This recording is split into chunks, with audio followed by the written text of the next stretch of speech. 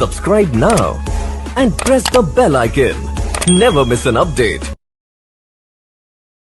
Hi dear students, I welcome you all in our next lecture from thermodynamics, and in today's lecture we are going to discuss the second application of Hess's law.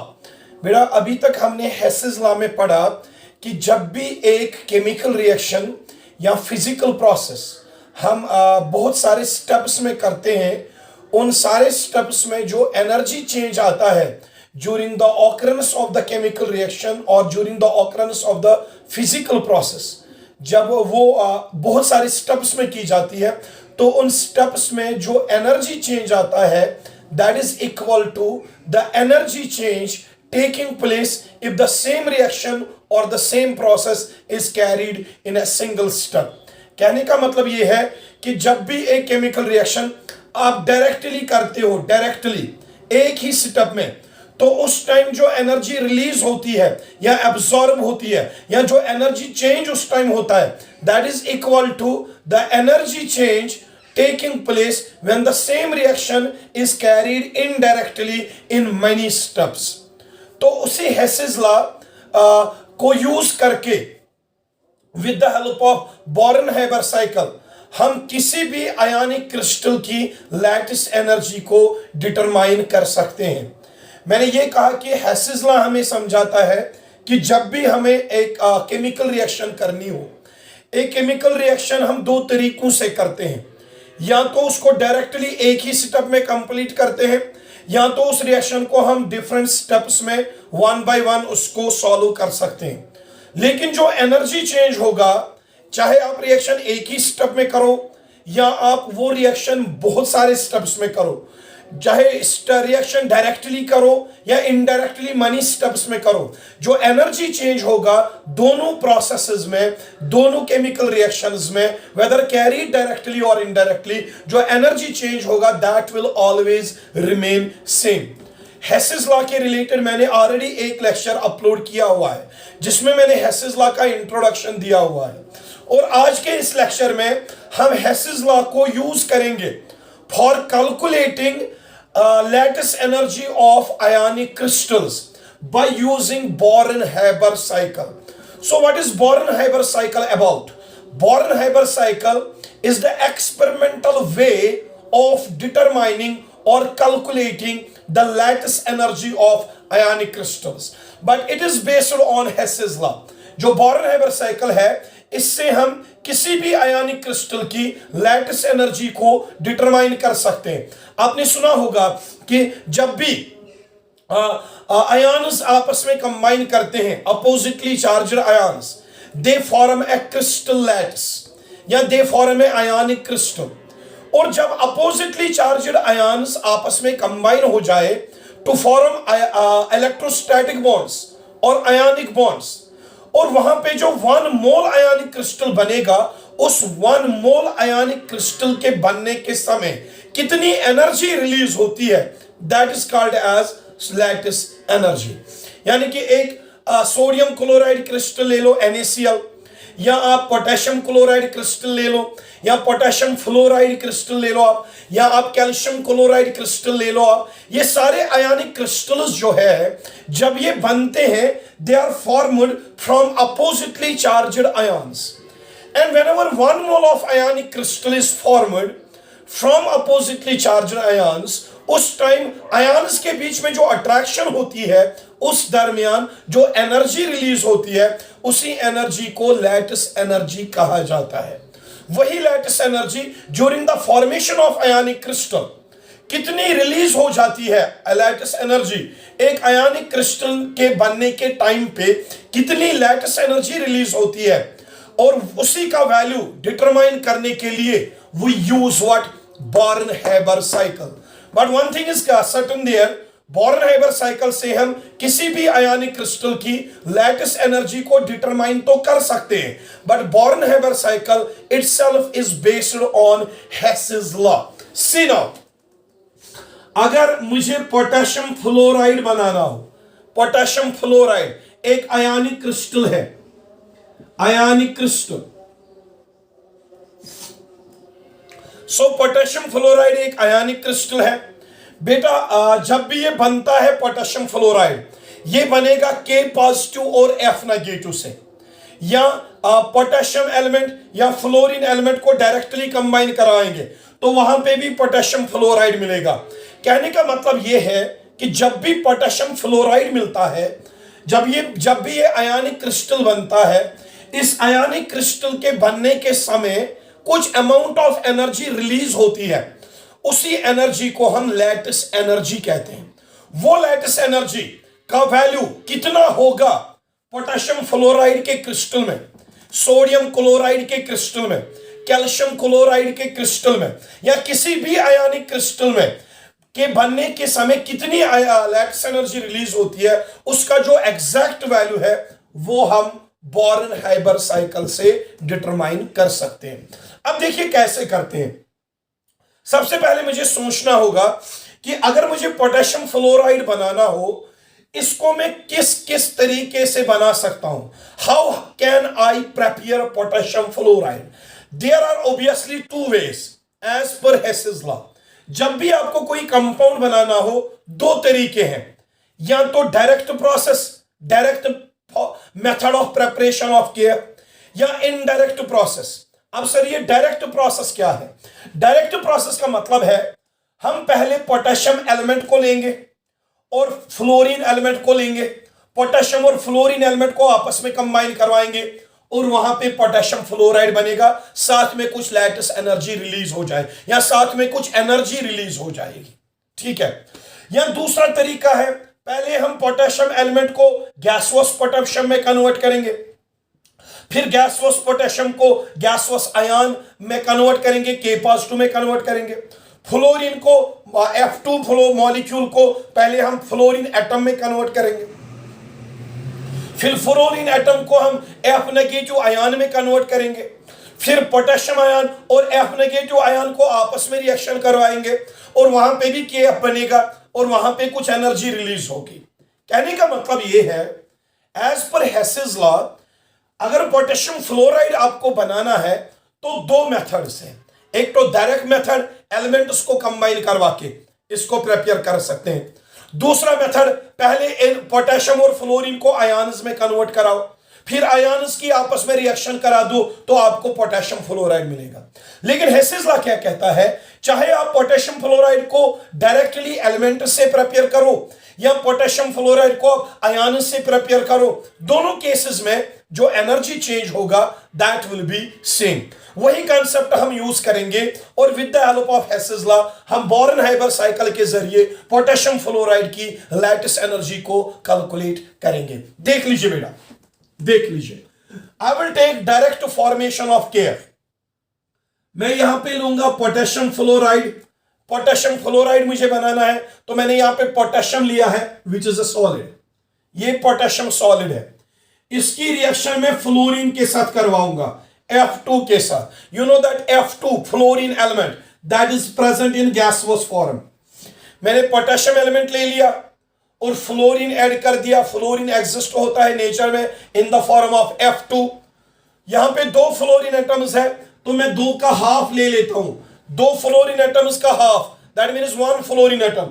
One fluorine atom elemental form में potassium atom के साथ elemental form में combine करेंगे और ये बनाएंगे KF, potassium fluoride. देख लीजिए बेटा, मैंने पोटेशियम एलिमेंट लिया, इसको मैंने ऐड कर दिया फ्लोरीन एलिमेंट और दोनों आपस में कंबाइन करके क्या बना रहे हैं, पोटेशियम फ्लोराइड। जब भी एलिमेंट्स को आप कंबाइन करोगे पोटेशियम फ्लोराइड मिलेगा, लेकिन साथ में कुछ एनर्जी रिलीज होगी जिसे हम कहते हैं एंथैल्पी ऑफ फॉर्मेशन। यहां पे कुछ एनर्जी रिलीज होगी जिसका नाम हम रखेंगे enthalpy of formation of potassium fluoride, delta HF। वो कितनी रिलीज होती है, 562.6 किलो जूल पर मोल। इतनी एनर्जी यहां पे रिलीज होती है। इसको मैं नेगेटिव साइन दूंगा क्योंकि इतनी एनर्जी बेटा यहां पे रिलीज होती है। जब भी पोटेशियम एलिमेंट कंबाइन करता है फ्लोरीन एलिमेंट के साथ, ये बनाता है पोटेशियम फ्लोराइड और साथ में कुछ एनर्जी रिलीज हो जाती है 562.6 किलो जूल पर मोल एनर्जी रिलीज हो जाती है, तभी मैंने यहां पे नेगेटिव साइन लगा दिया, यानी कि पोटेशियम फ्लोराइड जब बनेगा फ्रॉम इट्स एलिमेंट्स कुछ अमाउंट ऑफ एनर्जी रिलीज हो जाएगी। और यहां पे जो मैंने पोटेशियम फ्लोराइड बनाया, ये मैंने एक ही स्टेप में बनाया, तो इसको मैं एक डायरेक्ट प्रोसेस नाम देता हूं, डायरेक्ट प्रोसेस। बेटा 1 मिनट रुकते हैं, अजान हो रही है, तो अजान कंप्लीट होने के बाद मैं ये वीडियो कंटिन्यू करता हूं। So dear students, welcome back. हम बात कर रहे थे पोटेशियम फ्लोराइड की। जब पोटेशियम फ्लोराइड डायरेक्ट प्रोसेस में बनता है, it is formed by direct combination of elements.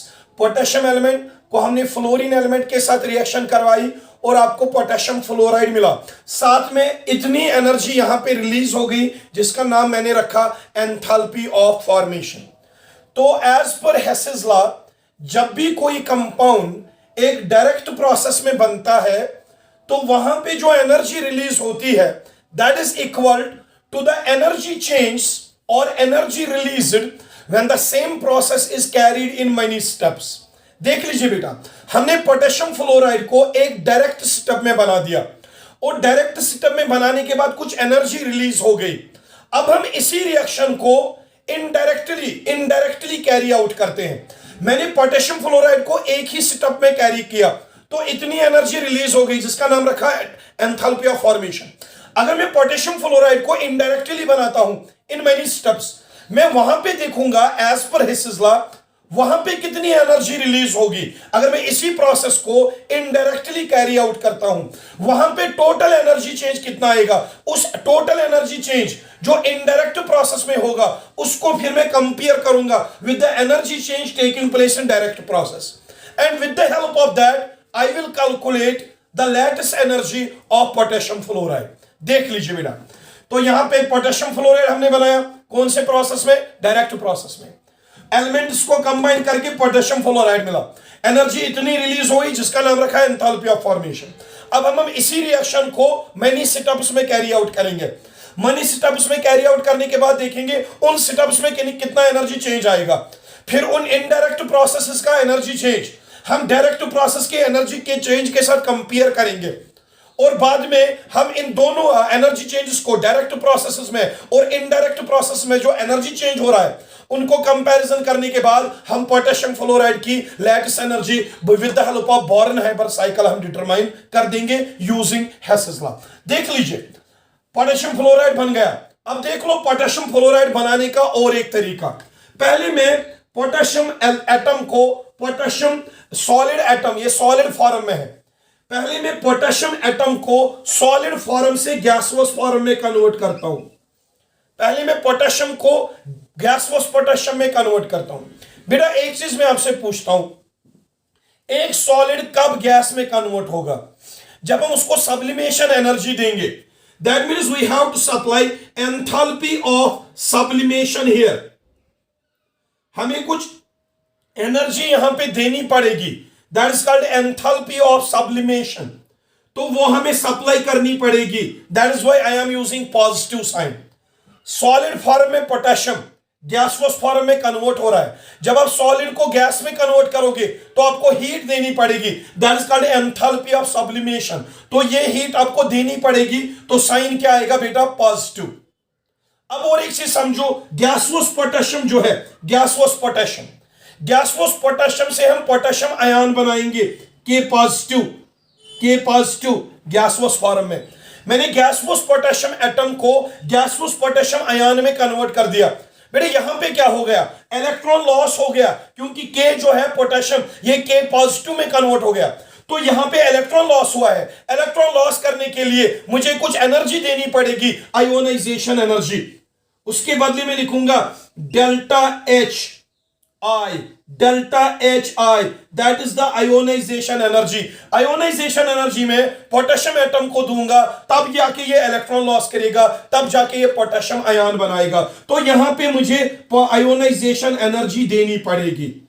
अब एक क्वेश्चन है, सर पोटेशियम सॉलिड को मैंने गैसोस फॉर्म में कन्वर्ट किया तो मुझे सब्लिमेशन एनर्जी देनी पड़ी, तो साइन क्या गया, पॉजिटिव। सर अब कितनी एनर्जी देनी पड़ती है इसको, 89.6 किलो जूल पर मोल। ये बेटा याद रखिएगा, 89.6 किलो जूल पर मोल एनर्जी हमें देनी पड़ती है, तब जाके सॉलिड पोटेशियम गैसोस पोटेशियम में कन्वर्ट होता है।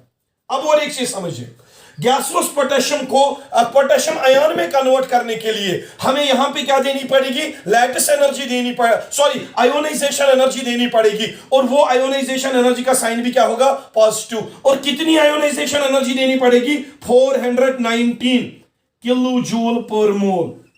देख लीजिए बेटा, मैंने पोटेशियम को इनडायरेक्ट प्रोसेस में पहले गैसोस फॉर्म में कन्वर्ट कर दिया by supplying sublimation energy 89.6 kilo joule per mole. फिर मैंने गैसोस पोटेशियम को पोटेशियम आयन में कन्वर्ट कर दिया by supplying ionisation energy of 419 kilo joule per mole. अब देख लीजिए, पोटेशियम जो है पोटेशियम आयन में कन्वर्ट हो गया। अब हम फ्लोरीन मॉलिक्यूल को, इसको भी में, ये ऑलरेडी गैसोस फॉर्म में है। जब ये ऑलरेडी गैसोस फॉर्म में है तो इसको हमें सब्लिमेशन एनर्जी नहीं देनी पड़ेगी। पोटेशियम को हमने पहले सब्लिमेशन एनर्जी देके गैसोस फॉर्म में कन्वर्ट किया। अब आप एक क्वेश्चन पूछ सकते हो, सर यहां पे सॉलिड को हमें गैसोस फॉर्म में क्यों कन्वर्ट करना है? हम डायरेक्टली भी तो आयन इलेक्ट्रॉन निकाल सकते हैं, डायरेक्टली तो पोटेशियम से K पॉजिटिव बना सकते हैं। पर बेटा आपने एक डेफिनेशन पढ़ी होगी आयोनाइजेशन एनर्जी की। Ionization energy is that energy which is required to knock out the electron from neutral gaseous atom। हमें पहले सॉलिड एटम को गैसोस एटम में कन्वर्ट करना पड़ता है, तब जाके वो इलेक्ट्रॉन लॉस करता है। तो इसीलिए मैंने सॉलिड पोटेशियम को पहले गैसोस पोटेशियम में कन्वर्ट किया सब्लिमेशन एनर्जी सप्लाई करके। फिर मैंने यहां पे इसको आयोनाइजेशन एनर्जी दी, तब जाके आपको पोटेशियम आयन मिल गया। अब मैं सेम कंसेप्ट फ्लोरीन के लिए अप्लाई करता हूं। लेकिन sir fluorine F2 molecule, sir ये फ्लोरीन मॉलिक्यूल तो ऑलरेडी गैसोस फॉर्म में है, तो आपको इसको सब्लिमेशन एनर्जी तो नहीं देनी पड़ेगी, लेकिन यहां पे एक और एनर्जी देनी पड़ेगी मुझे, that is called dissociation energy, delta H dissociation. यहां पे मुझे इसको डिसोसिएशन एनर्जी देनी पड़ेगी। Sir why we have to supply the dissociation energy? क्योंकि फ्लोरीन जो है नेचर में F2 फॉर्म में होता है, एलिमेंटल फॉर्म F2 फॉर्म है। लेकिन मुझे F2 नहीं चाहिए, मुझे F नेगेटिव चाहिए। वो F नेगेटिव जो मेरे K पॉजिटिव के साथ कंबाइन करेगा, तब जाके बनेगा KF। लेकिन F नेगेटिव बनाने के लिए पहले मुझे F2 को ब्रेक करना पड़ेगा। तो ब्रेक करने के लिए मुझे इसको डिसोसिएशन एनर्जी देनी पड़ेगी, और वो डिसोसिएशन एनर्जी उसका साइन भी पॉजिटिव आएगा, क्योंकि ये एनर्जी मैं फिर से दे रहा हूं। और इसका जो वैल्यू है that is 79.1 kilo joule per mole. 79.1 kilo joule per मोल मुझे देनी पड़ी क्या, सब डिसोसिएशन एनर्जी। किसको? फ्लोरीन मॉलिक्यूल को, ताकि ये फ्लोरीन एटम में कन्वर्ट हो जाए। Fluorine molecule F2 molecule fluorine atom में कन्वर्ट हो गया जब हमने इसको डिसोसिएशन एनर्जी दे दी।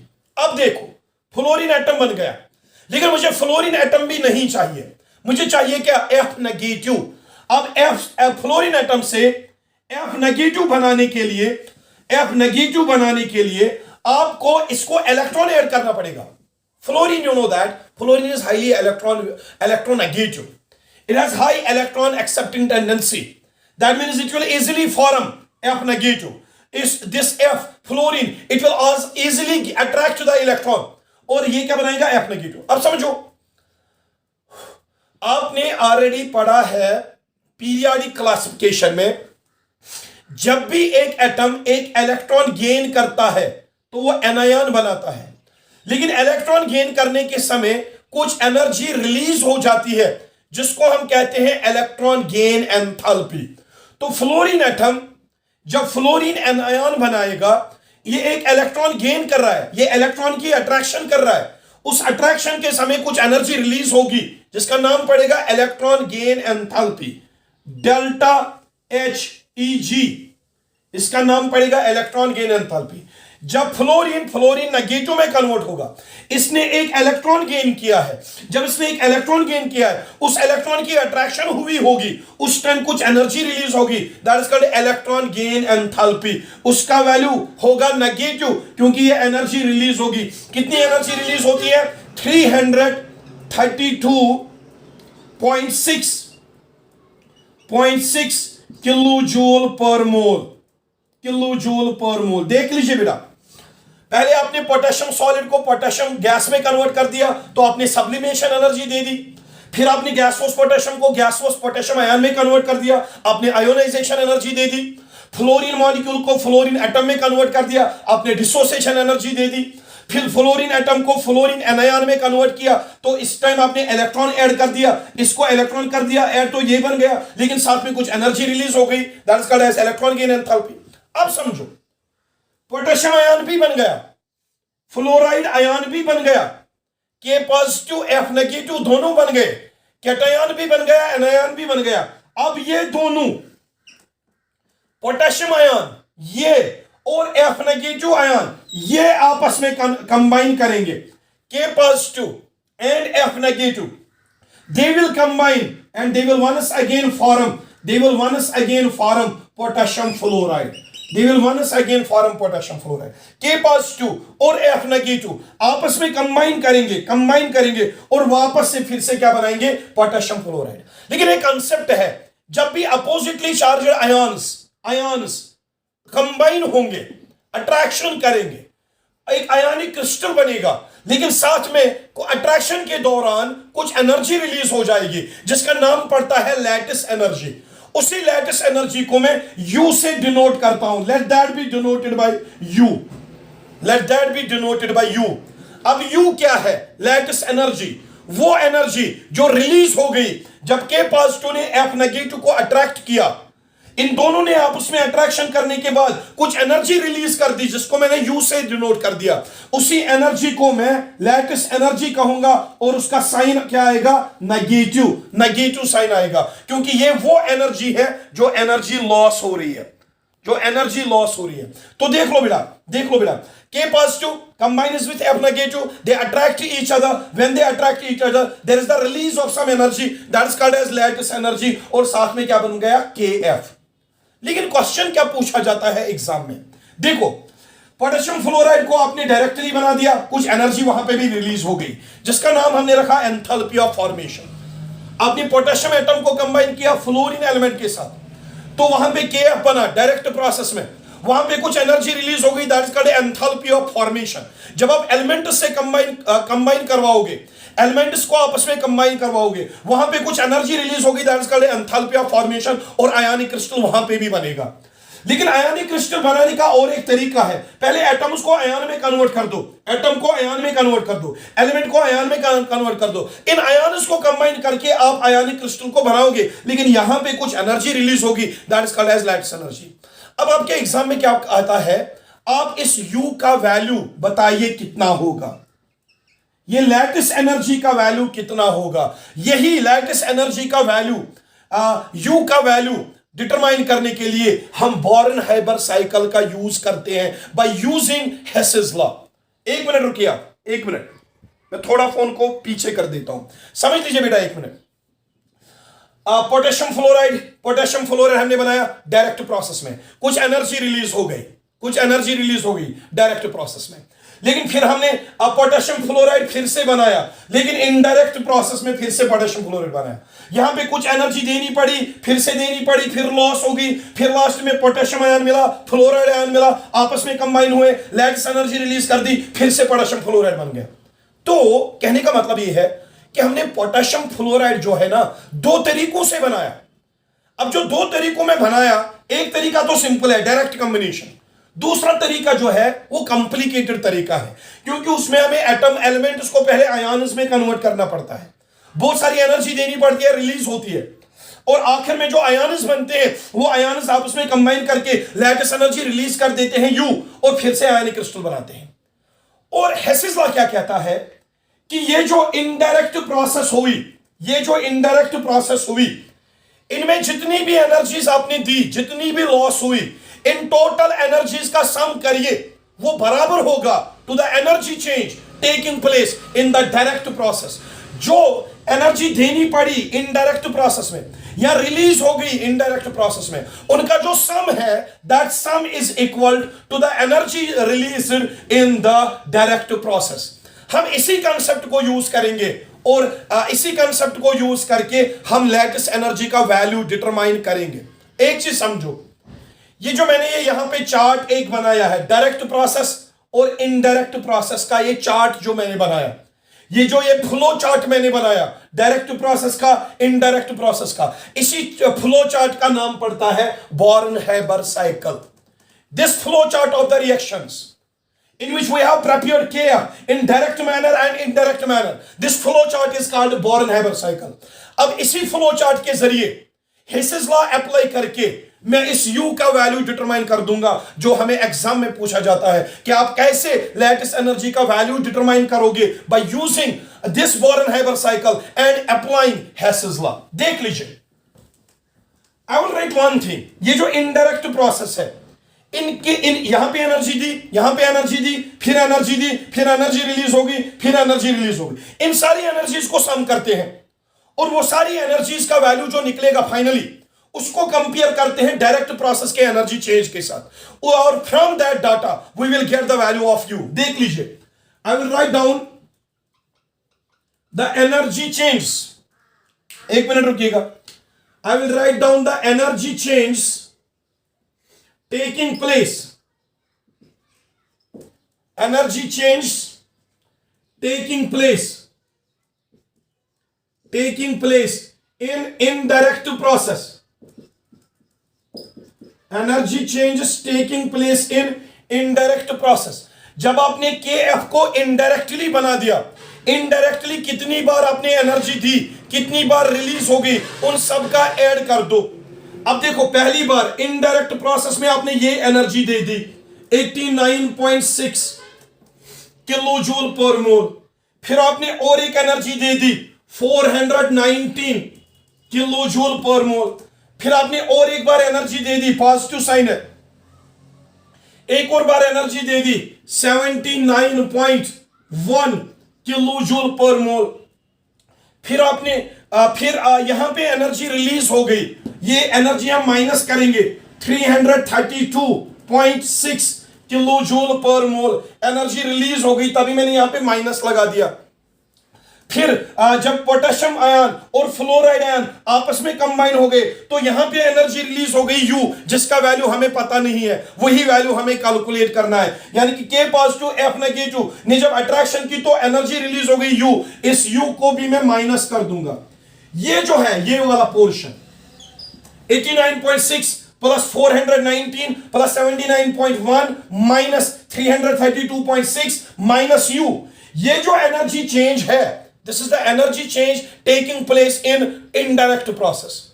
इसी एनर्जी चेंज को मैं बराबर लेता हूं, किसके बराबर? Energy change taking place in direct process. So this will be equal to the energy change taking place in direct process. So ये किसके बराबर होगा? ये सारे एनर्जी के चेंजेस इस वैल्यू के बराबर होंगे. That will be equal to minus 562.6 kilo joule per mole. अब मैं इसको हटा देता हूं, देख लीजिए बेटा, अब मैं इसको हटा देता हूं.